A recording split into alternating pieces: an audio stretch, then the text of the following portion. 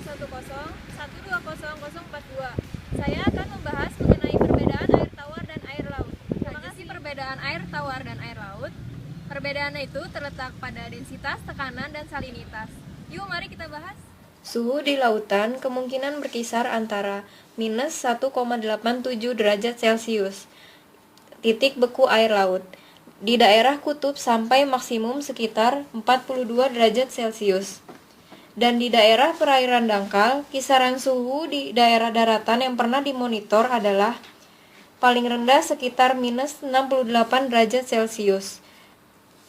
Itu dilakukannya di Siberia pada tahun 1892 dan yang paling tinggi 68 derajat Celcius di Libya pada tahun 1922.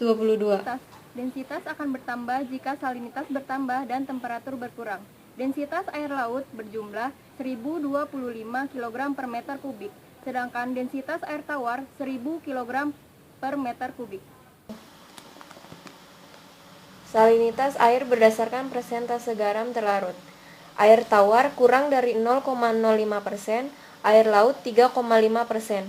Kandungan air laut yaitu klorida 55%, natrium 31%, sulfat 8%, magnesium 4%, kalsium 1%, potasium 1%, dan kurang dari 1% terdiri dari bikarbonat. Warna, bau, dan rasa air tawar. Warna tidak berwarna sehingga tampak bersih, bening, dan jernih. Air permukaan dan air pada air tawar pada umumnya mengandung bahan-bahan metal terlarut seperti Na, Mg, Ca, dan Fe. Air yang normal pada dasarnya tidak mempunyai rasa. Warna air dibedakan menjadi warna sejati atau true color yang disebabkan oleh bahan-bahan terlarut. Ada warna semu, apparent color, disebabkan oleh adanya bahan-bahan terlarut dan bahan tersuspensi seperti yang bersifat koloid. Warna air laut ditentukan oleh kekeruhan laut itu sendiri dan kandungan sedimen yang dibawa oleh aliran sungai. Kandungan ion dalam air tawar dan air laut. Yang pertama, air tawar. Kation sodium sebesar 8 mg per liter, potasium sebesar 3 mg per liter, magnesium sebesar 5 mg per liter, kalsium sebesar 30 mg per liter. Anionnya, klorida sebesar 8 mg per liter, sulfat sebesar 18 mg per liter, bikarbonat sebesar 105 mg per liter, salinitas 177. Air laut. Kation sodium 10.810 mg per liter, potasium sebesar 390 mg per liter, magnesium sebesar 1.300 mg per liter, kalsium sebesar 410 mg per liter. Anion, klorida sebesar 19.440, sulfat sebesar 2.710, bikarbonat sebesar 140, salinitasnya 35.200. Assalamualaikum warahmatullahi wabarakatuh. Saya Yola Elvira, NPM 2301210120016. Di sini saya akan menjelaskan tentang suhu dan panas. Apa sih yang dimaksud dengan suhu dan panas? Dan sama nggak sih suhu dan panas itu? Nah, ini dia jawabannya. Suhu adalah ukuran relatif panas dan dinginnya suatu benda. Suhu sangat mempengaruhi terjadinya panas. Panas adalah bentuk energi yang terjadi akibat berpindahnya suhu dari suhu tinggi ke suhu rendah. Jika suatu benda menerima atau melepaskan kalor, maka suhu benda itu akan naik atau turun, atau wujud benda itu akan dapat berubah. Perubahan temperatur air laut ini disebabkan oleh perpindahan panas dari massa yang satu ke massa yang lainnya. Kenaikan temperatur permukaan laut disebabkan oleh 3 hal: radiasi dari angkasa dan matahari, konduksi panas dari atmosfer, dan kondensasi uap air. Sedangkan penurunan temperatur permukaan laut disebabkan oleh radiasi balik permukaan laut ke atmosfer, konduksi balik panas ke atmosfer, dan evaporasi atau penguapan. Matahari mempunyai efek yang paling besar terhadap perubahan suatu permukaan air laut. Radiasi matahari didominasi oleh ultraviolet, panjang gelombang visible, dan panjang gelombang yang mendekati inframerah. Rata-rata radiasi hanya sekitar 70% yang mencapai bumi, yang menembus atmosfer. 17% menembus atmosfer, 23% kembali ke permukaan sebagai difusi cahaya siang hari, dan 30% ke permukaan sebagai sinar matahari langsung. Sekitar 30% dikembalikan lagi ke angkasa oleh awan dan partikel debu. Radiasi yang benar-benar sampai ke permukaan bumi disebut dengan insolasi. Tidak semuanya diserap. Presentasi insolasi yang dikembalikan oleh permukaan disebut albedo permukaan tersebut. Gelombang dan ripple dapat meningkatkan albedo air, tetapi umumnya lebih sedikit daripada permukaan daratan. Waktu dalam hari juga mempengaruhi albedo, terutama air, es, atau salju. Karena semakin pendek datang radiasi, maka semakin besar jumlah yang akan dikembalikan. Hari, konduksi juga mempengaruhi perubahan suhu air laut. Jika permukaan laut lebih panas dari udara di atasnya, maka panas dapat ditransfer dari laut ke udara. Biasanya, permukaan laut lebih panas dari udara di atasnya, sehingga terdapat jumlah panas yang hilang dari laut melalui konduksi. Terakhir adalah penguapan. Penguapan adalah transfer air ke atmosfer sebagai uap air. Adalah mekanisme utama di mana laut kehilangan panasnya, yaitu sekitar beberapa magnitud dibandingkan yang hilang melalui konduksi dan pencampuran konvektif. Salinitas adalah jumlah total bahan-bahan terlarut atau garam-garam dalam gram yang larut di dalam 1 kg air laut bila seluruh karbonat telah diubah menjadi oksida, bromida dan iodida diganti dengan klorida, dan seluruh materi organik dioksidasi secara sempurna. Dari tabel ini dapat diketahui bahwa ada 7 ion-ion utama yang menjadi penyusun garam-garam di lautan. Yang pertama yaitu klorin sebanyak 18,98%, sodium dengan natrium plus sebanyak 10,55%, sulfat sebanyak 2,649%, magnesium sebanyak 1,272%, kalsium sebanyak 0,4%, potasium sebanyak 0,38%, dan bikarbonat sebanyak 0,14%. Dikarenakan jumlah garam yang paling banyak terdapat di laut sejak tahun 1902, pengukuran salinitas ditinjau dari banyak kandungan klorida di sekitar daerah perairan laut. Banyaknya kandungan klorida yang diukur merupakan klorinitas. Klorinitas adalah jumlah total berat kandungan klorin, bromida, dan iodida di dalam 1 kg air laut, di mana diasumsikan bromida dan iodida telah diganti dengan klorida. Penetapan ini mencerminkan proses kimiawi titrasi untuk menentukan kandungan klorida. Hubungan antara salinitas dan klorinitas ditentukan melalui suatu rangkaian pengukuran dasar laboratorium berdasarkan pada sampel air laut. Dinyatakan sebagai persamaan sebagai berikut. Salinitas sama dengan 0,03 plus 1,8050 klorinitas. Faktor yang mempengaruhi perubahan salinitas. Yang pertama ada evaporasi, penguapan air laut. Makin besar tingkat penguapan air laut, maka kadar salinitasnya tinggi. Dan di daerah yang rendah, tingkat penguapannya, maka salinitasnya juga rendah. Pola salinitas dalam arah vertikal.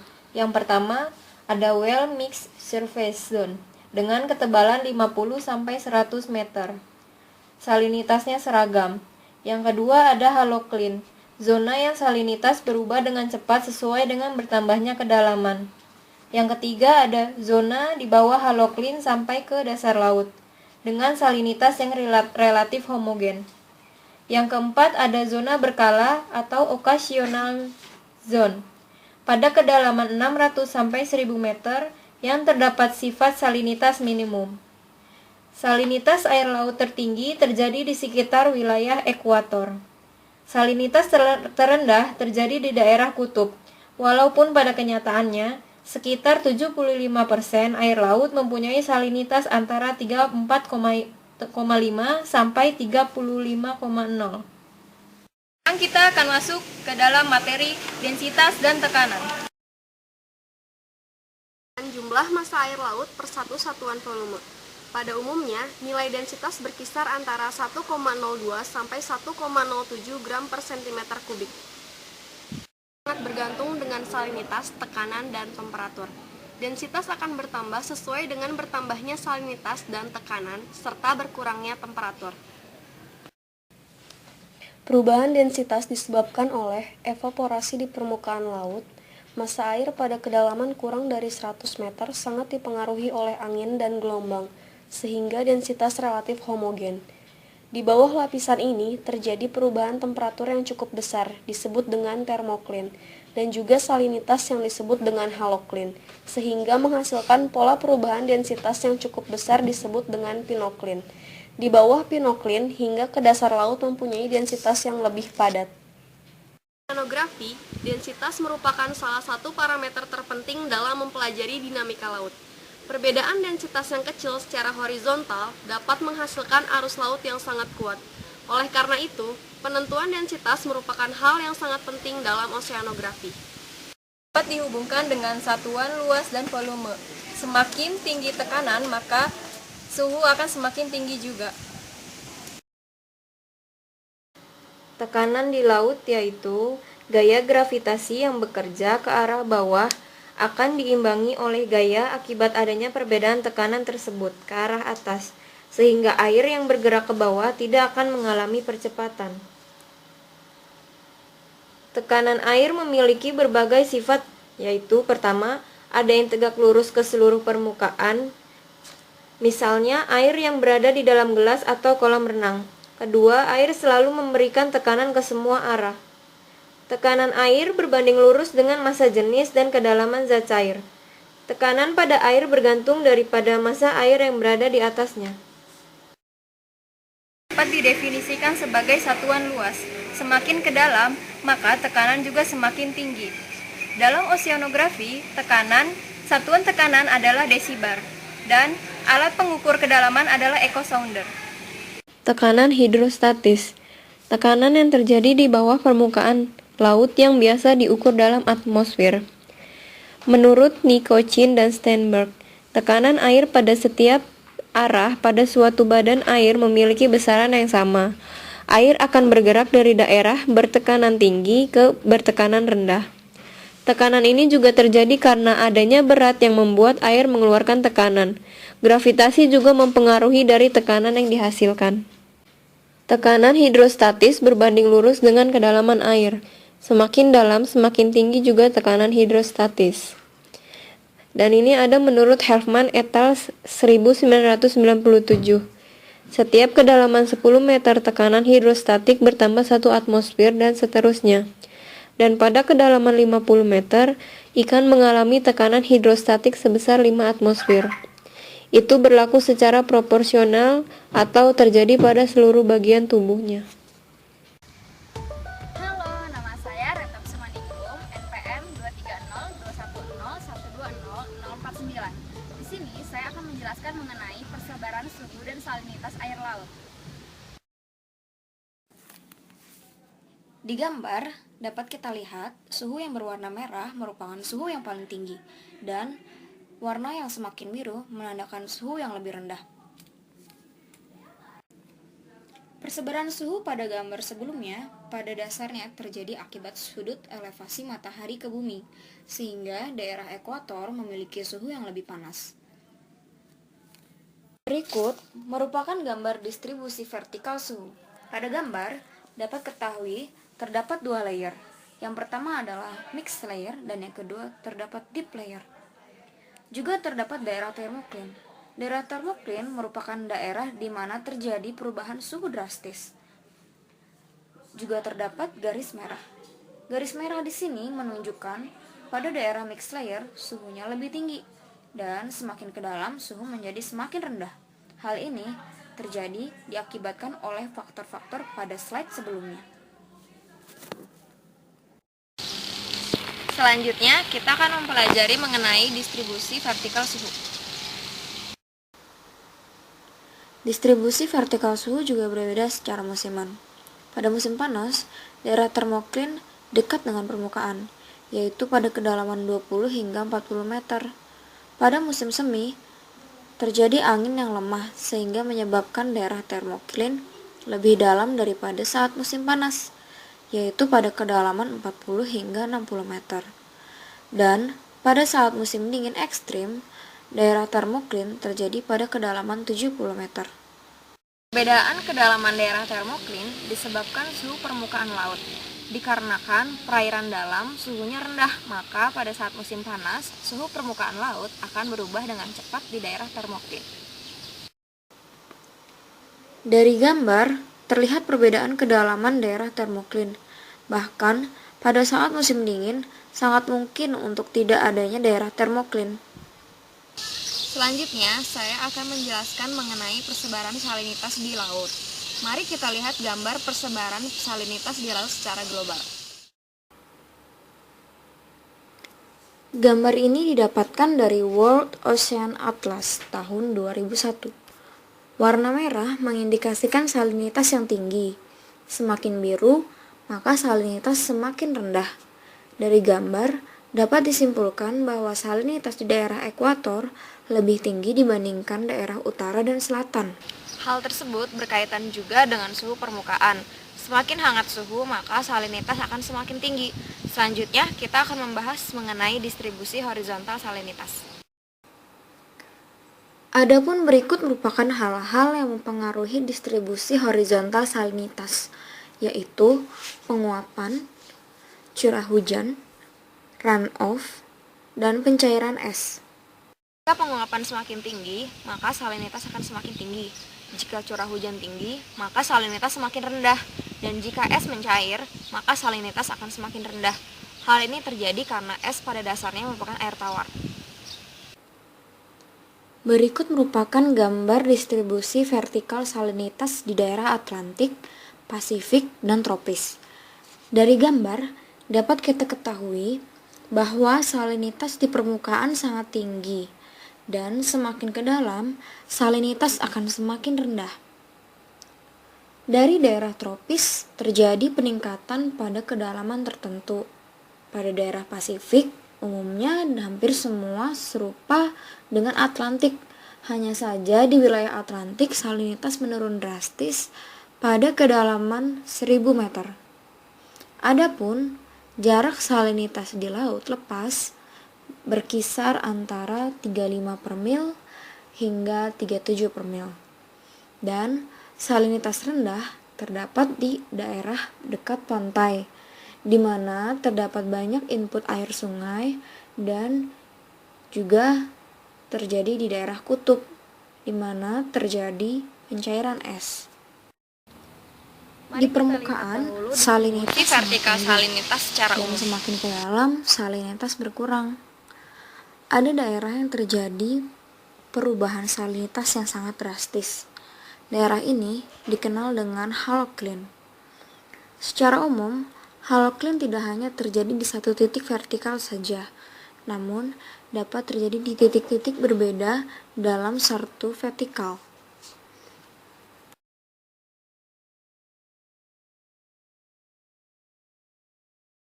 Halo, nama saya Maria Friska Huta Barat, NPM 23021012030. Di sini saya akan menjelaskan tentang TS diagram dan hubungannya dengan Arlindo.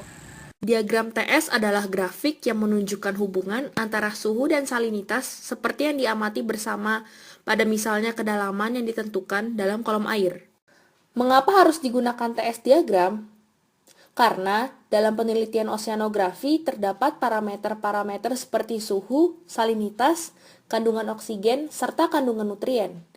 Dari data pengamatan lapangan distribusi salinitas dan suhu terhadap kedalaman, tidak bisa digunakan untuk menentukan karakteristik suatu perairan. Karakteristik suatu perairan ditentukan dengan memplot data suhu dan salinitas terhadap kedalaman. Hubungan salinitas dan suhu direpresentasikan ke dalam diagram TS. Karakteristik diagram TS khususnya ditentukan oleh perubahan pola horizontal dalam 3 lapisan, yaitu air hangat di lapisan atas, air pertengahan, dan air dingin di laut bagian dalam. Suhu entropi diagram atau TS diagram digunakan dalam termodinamika untuk memvisualisasikan perubahan suhu dan entropi selama proses termodinamika atau siklus. Ini adalah alat yang berguna dan umum, terutama karena hal ini membantu untuk memvisualisasikan perpindahan panas selama proses. Untuk proses yang ideal atau reversible, area under curve TS proses adalah panas yang ditransfer ke sistem selama proses.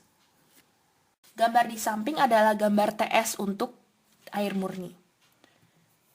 Diagram TS dapat dibangun untuk senyawa apapun yang murni. Pada wilayah cair uap pada gambar 1, air dan uap ada bersama-sama.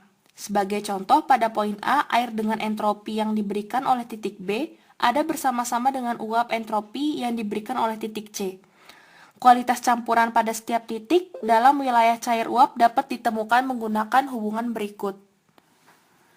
S sama dengan XSG ditambah 1 min X dalam kurung SF. Arlindo atau Arus Lintas Indonesia atau dikenal juga dengan Indonesian Through Flow atau ITF merupakan arus yang mengalir dari Samudra Pasifik menuju Samudra Hindia karena adanya perbedaan suhu dan perairan antara keduanya. Gambar di bawah merupakan penjelasan tentang Arlindo.